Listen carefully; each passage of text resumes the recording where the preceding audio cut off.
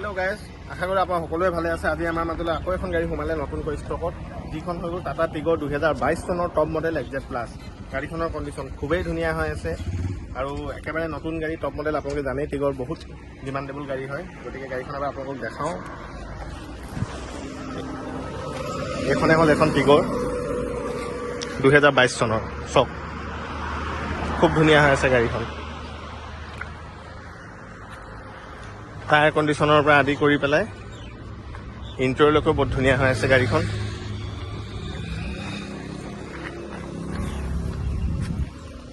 Scratch বুলি ক'বলৈও গাড়ীখনত নাই। লগতে ইণ্টেৰিয়ৰটো চাওক, যিহেতু XZ প্লাছ হয় গতিকে আপোনাৰ মিউজিক ছিষ্টেম ইনবিল্ড আহে, স্ক্ৰীণ টাচত আহে, ষ্ট্ৰেং কণ্ট্ৰল সকলোবিলাক আহে আৰু ছিট কভাৰ সকলোবিলাকে লাগি আছে। আৰু এই টিগৰখন আমি লগাইছোঁ মাত্ৰ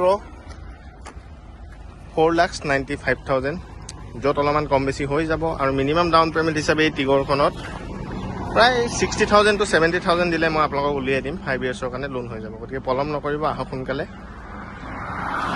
টেষ্ট ড্ৰাইভ এটা লওক আৰু যদি পচন্দ হয় নিজৰ কৰি ঘৰলৈ লৈ যাওক। আৰু ছেম ডে ডেলিভাৰী দিবৰ কাৰণে চেষ্টা কৰিম যদিহে ডিব্ৰুগড়ৰ কাষ্টমাৰ হয় বা ডিব্ৰুগড় নিয়াৰেষ্ট জেগাৰ যদি কাষ্টমাৰ হয়, ছেম ডে গাড়ীখন ডেলিভাৰী দিবৰ কাৰণে চেষ্টা কৰিম। গতিকে আহক।